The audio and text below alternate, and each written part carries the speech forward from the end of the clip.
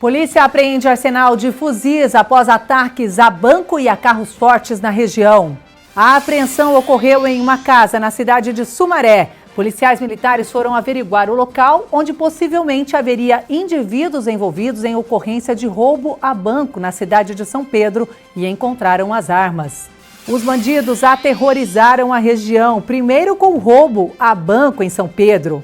Criminosos tentaram também explodir carros fortes na rodovia. Mãe cobra resposta e justiça após morte de filha de apenas 2 anos. Ela aponta que houve negligência médica. Não foi feito nenhum exame. Só passou o medicamento novamente e pronto.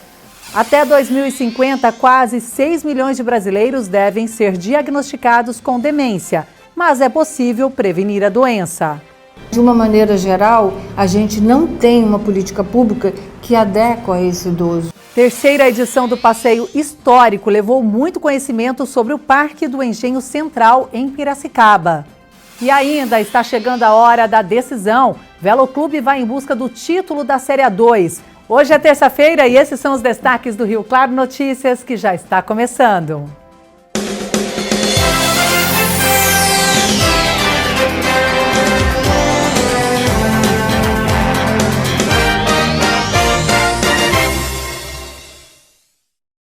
Olá, boa noite.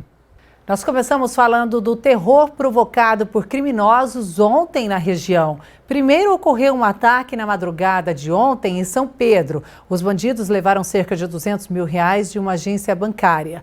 Depois, tentaram explodir carros fortes na rodovia em Cordeirópolis. Tentaram também agir em Piracicaba. E a polícia apreendeu um arsenal de fuzis na cidade de Sumaré. O primeiro ataque foi registrado na cidade de São Pedro. Criminosos armados com fuzis bloquearam ruas ao redor de uma agência bancária. Foi por volta das 3 horas da madrugada de segunda-feira. A ação dos bandidos durou cerca de 30 minutos. Eles usaram explosivos para o roubo e fugiram. Já no fim da tarde de segunda-feira, criminosos agiram na rodovia Washington Luiz, em Cordeirópolis.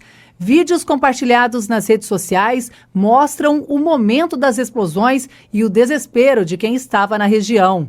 Quem passou pelo local também registrou o estrago.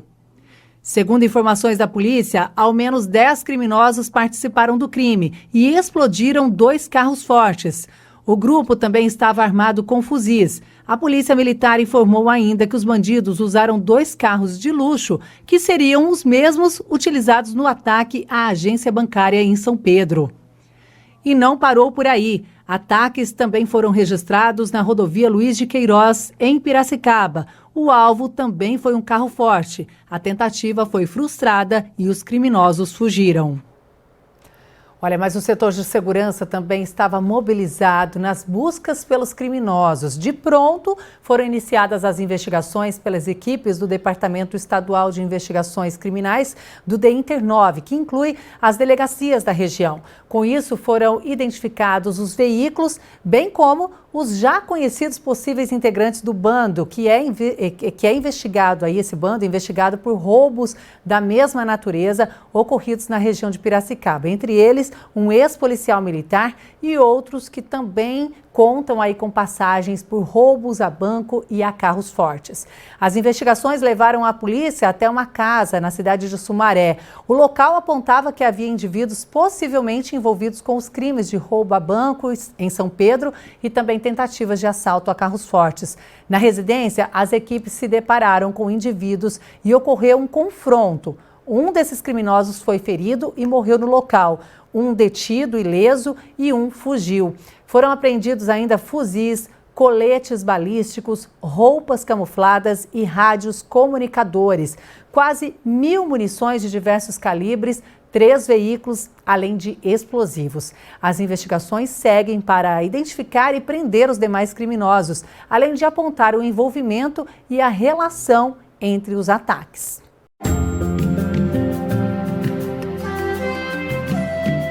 Quarta-feira de sol com aumento de nuvens no período da manhã, pancadas de chuva à tarde e à noite.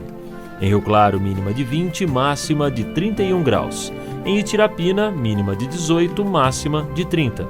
Já em Araras, as temperaturas oscilam entre 19 e 30 graus. E agora uma notícia triste e revoltante. Uma mãe pede resposta e justiça para o caso da filha, uma menina de apenas 2 anos que morreu na sexta-feira em Rio Claro.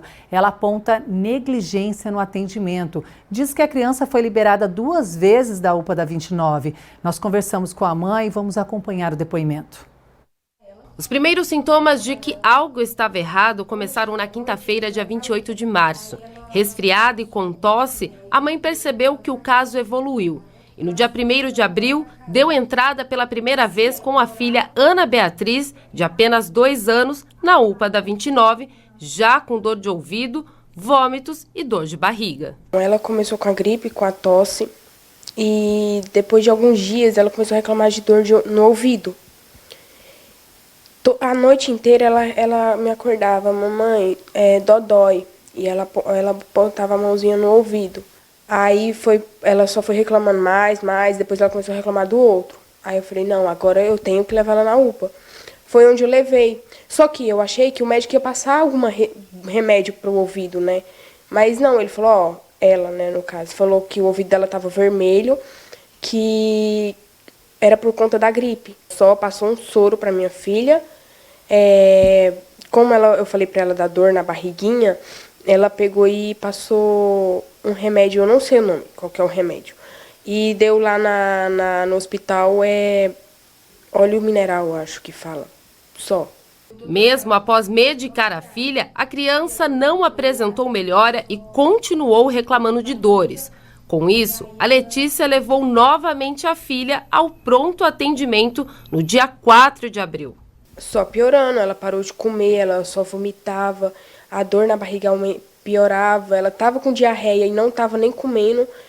Foi onde ela foi perdendo as forças, ela não me respondia mais, ela amava me dar beijo, ela me abraçava, ela não fazia mais isso. Foi onde na quinta eu resolvi levá-la novamente, porque eu vi que estava piorando o caso. Eu achei que eles iam internar ela por conta da respiração, mas eles falaram que não, mas pode voltar, se ela piorar você traz ela com a emergência. Dessa vez, a criança passou por um outro médico que receitou novos medicamentos e liberou sem exames. Não foi feito nenhum exame, só passou o medicamento novamente e pronto. Se eles que são médicos não fizeram o que tinha que ser feito, o que eu iria falar, entendeu? O que eu iria exigir? Eu estava confiando neles, eu entreguei minha filha na mão deles, então eu estava confiando. Se era para fazer exame, eu acho que eles era para ter feito, entendeu? Então era isso que eu pensava. A terceira vez que a família procurou auxílio foi no dia seguinte. E um terceiro médico que atendeu o caso, vendo a gravidade do quadro da menina, encaminhou para a Santa Casa. Então na sexta, eu acordei assim, e daí eu olhava para ela assim, eu vi que ela estava cansadinha, ela ficava revirando o olho, aí fechava. Ela estava jogada na cama, né? Eu falava com ela não me respondia. A barriga muito inchada, muito grande. Para quem não estava comendo há 2 dias, estava muito grande. Daí foi onde, né, eu falei, mãe, como eu falei, eu não podia ir na UPA naquele momento, porque eu que abro a ótica, né, faço tudo. Daí eu falei, mãe, leva a Bia na UPA. Se eles falar para trazer a Bia de novo para casa, me liga que eu peço pro meu chefe ficar na ótica e vou correndo para a UPA. Eles não vão mandar minha filha de volta para casa desse jeito. Minha mãe foi com ela e ligou para mim e falou, aconteceu isso, eu tive que sair correndo com ela porque eu tinha que esperar e estava lotada a UPA e transferir a Bia para Santa Casa. Foi onde eu corri para Santa Casa e foi onde o médico me contou tudo. E a pediatra foi onde a primeira vez a pediatra falou, ela tá com pneumonia. E a gente está tentando cuidar primeiramente da respiração dela, para a gente poder fazer alguma coisa. Sua filha, ela tá com infecção no ouvido, tá cheia de pus. O pus foi para o pulmão, a gente vai ter que furar a barriguinha dela para... Ele não falou com essas palavras, mas a gente vai ter que furar para sair o pus, né, porque tem muito. Ela tá com pneumonia e a gente vai ter que entubar a sua filha, porque senão ela vai morrer. Logo que entubaram, ele só foi chamar a gente 7 horas da noite. Isso era de tarde, ele só chamou a gente 7 horas da noite e falou, sua filha já teve... A gente entubou e logo ela teve parada cardíaca. Quando foi 11 horas, 10 e pouco, 11 horas, me ligaram pedindo para mim retornar na Santa Casa.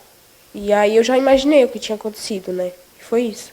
Sobre o caso, a Prefeitura se pronunciou por meio de nota e comunicou que foi aberta uma sindicância para investigar as circunstâncias da morte da criança. Afirmou ainda que a empresa terceirizada responsável pelo atendimento foi notificada, afastou o médico das atividades e abriu um processo administrativo interno para apurações.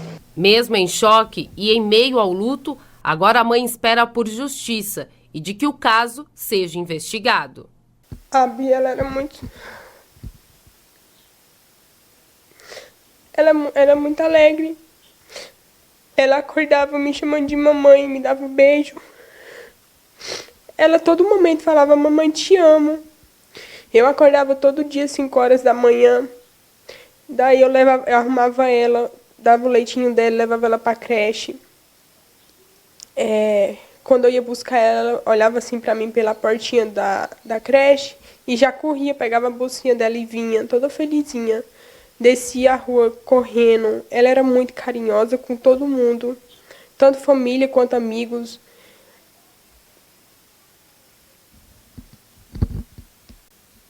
Eu quero justiça, eu quero que eles paguem por tudo que eles fizeram, porque não era pra minha filha ter me deixado, era pra minha filha estar aqui. Olha, gente, é até difícil seguir aqui depois de ouvir um depoimento dessa mãe que perdeu a filha de apenas 2 anos, que de repente poderia ter sido evitado, aí como ela relatou, foi procurar atendimento médico, foi liberada 2 vezes para casa e aí quando foi detectado aí o caso já estava grave. É difícil imaginar a dor que essa mulher está passando. Infelizmente a filha não volta, mas a gente também quer resposta, a gente também quer saber o que aconteceu, quer saber o resultado dessa investigação, porque dificilmente a gente fica sabendo esse resultado de investigações quando ocorre. E a gente também vai estar aqui aguardando e cobrando uma resposta. Bom, até 2050, quase 6 milhões de brasileiros devem ser diagnosticados com demência. É o que mostra um estudo feito pela Fiocruz. Apesar da predisposição genética, em muitos casos é possível prevenir. Dona Altamira tem 91 anos e vive com demência há 7 anos. Os primeiros sintomas surgiram num passeio com a família. Nós voltávamos de uma viagem de Macaé, era aniversário dos bisnetos, eu e meus irmãos, e paramos para lanchar. Nisso que nós paramos, no retorno para o carro, ela bloqueou, ela parou. A Leila, filha da Dona Altamira, se afastou do trabalho para cuidar da mãe, mas consegue dividir a tarefa com outras pessoas. Quarta e quinta eu tenho uma pessoa em casa. Quando eu preciso sair à noite, meu irmão, minha sobrinha, eles ficam. Demência é uma doença causada pelo declínio da cognição e costuma ser mais incidente em pessoas idosas. As causas mais comuns são a doença de Alzheimer e a demência vascular. Quando elas começam antes dos 60 anos de idade, existe uma chance maior de ter uma causa genética. Quando elas começam depois de 60 anos, essa chance de ter uma causa genética diminui e a idade passa a ser o principal fator de risco. Até 2050, quase 6 milhões de brasileiros devem ser diagnosticados com demência. A estimativa é do Estudo Longitudinal da Saúde dos Idosos Brasileiros, o ELSE Brasil, realizado pela Fiocruz. O aumento esperado de casos no Brasil chega a ser o dobro do que se estima para os Estados Unidos, por exemplo. Existe a predisposição genética, mas em muitos casos é possível prevenir. Anos de escolaridade, um trabalho que tem uma demanda intelectual no dia a dia, se possível aprender uma outra língua, tocar instrumentos musicais, tudo isso aumenta a quantidade de sinapses, de conexões neuronais, e isso vai proteger essa pessoa para quando ela estiver numa fase mais avançada de vida, né? Cessar tabagismo, evitar o álcool, tratar a hipertensão, diabetes, fazer atividade física. O custo médio para se tratar demência é estimado em R$100 mil por ano. Um relatório da ABRAS, Associação Brasileira de Alzheimer, com a compilação de dados mundiais, aponta que nos países de baixa renda, 90% dos cuidados para as pessoas que vivem com demência acontecem em casa. É uma doença cara, onera a família, acaba com a situação financeira da família. A ABRAS oferece apoio gratuito a famílias e cuidadores e atua em diversas frentes, na conscientização para os desafios que a demência ainda deve trazer para a saúde pública. Como cuidar de uma mãe que a vida inteira fez tudo por mim, como no caso, a Leila, e de repente essa pessoa passa a achar que eu sou a mãe dela. Ela não me vê mais como filha, porque a doença fez ela esquecer. Essa família toda adoece. Para a representante da instituição, a redução de riscos em demência é uma urgência nacional. O Brasil envelheceu e não está preparado para esse envelhecimento. De uma maneira geral, a gente não tem uma política pública que adequa a esse idoso dentro da esfera municipal, estadual e federal. Passa a ser uma pessoa especial, que ela vai perdendo a consciência, vai perdendo a memória, vai deixando de ser aquela pessoa. É minha mãe, né? E a seguir vamos falar de esporte, da preparação do Velo Clube em busca do título da Série A2. Hoje a nossa equipe esteve por lá no Benitão para saber como está essa preparação e também das vendas de ingressos, viu? Eu volto já já.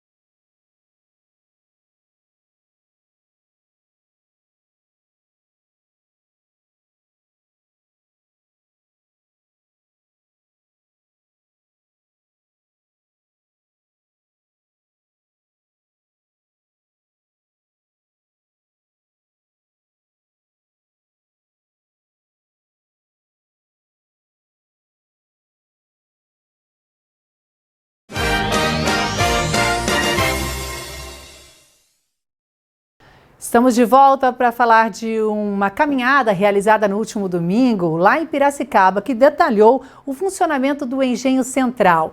As explicações ricas em detalhes revelou aspectos históricos do lugar turístico e dos pontos do complexo. O evento reuniu cerca de 50 pessoas que, por 2 horas, caminharam no portal do Engenho, na Avenida Maurice Alain, até corredores entre os tantos armazéns do seu interior. Foi realmente uma caminhada incrível. Essa foi a 3ª edição do passeio histórico no Engenho Central e uma 4ª será anunciada em breve.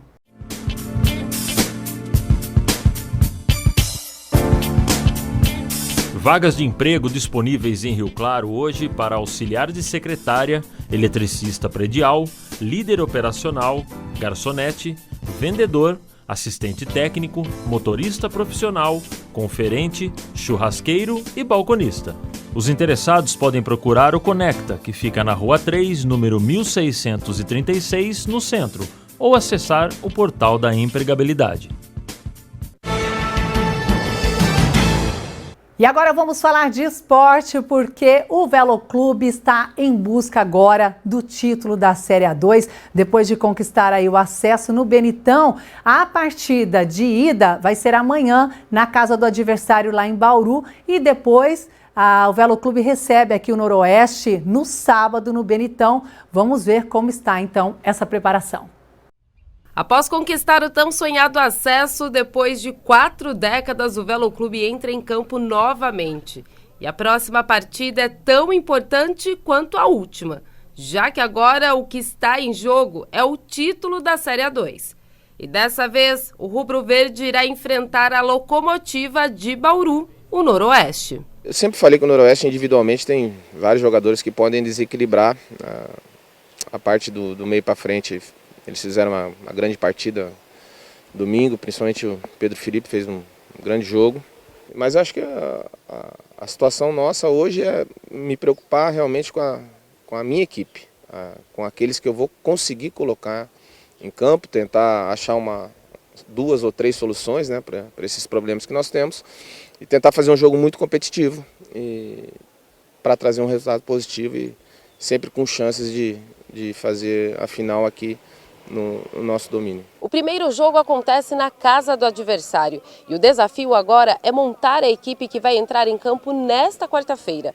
Isso porque 2 reforços que estavam emprestados ao Velo cumpriram os seus contratos e já retornaram aos seus times. Nós temos vários problemas, né? O Rafael e o Anderson já foram embora, nós temos a expulsão do Vaz, o Martinelli também é dúvida. Então é remontar, né, a equipe para fazer um grande jogo lá em Bauru contra a equipe do Noroeste. E para os jogadores, apesar do alívio de ver o Velo voltar à elite do futebol paulista, a missão ainda não está completa. Ontem já começamos novos trabalhos, né, bem concentrados já para a final, porque querendo ou não, ser campeão é muito mais gostoso, né? E a gente vai para lá para poder fazer um grande jogo e trazer a decisão para nossa casa para poder tentar ser campeão. Depois do jogo em Bauru, o Galo Vermelho irá decidir o campeonato em casa. O torcedor ansioso pelo título se antecipou para a venda dos ingressos e o estádio do Benetão deve ficar lotado novamente no próximo sábado. Por hoje é só, o Rio Claro Notícias fica por aqui. Estamos de volta amanhã na primeira edição, ao 12:30. E depois eu te espero aqui, às 10 da noite. Até lá. Tchau, tchau.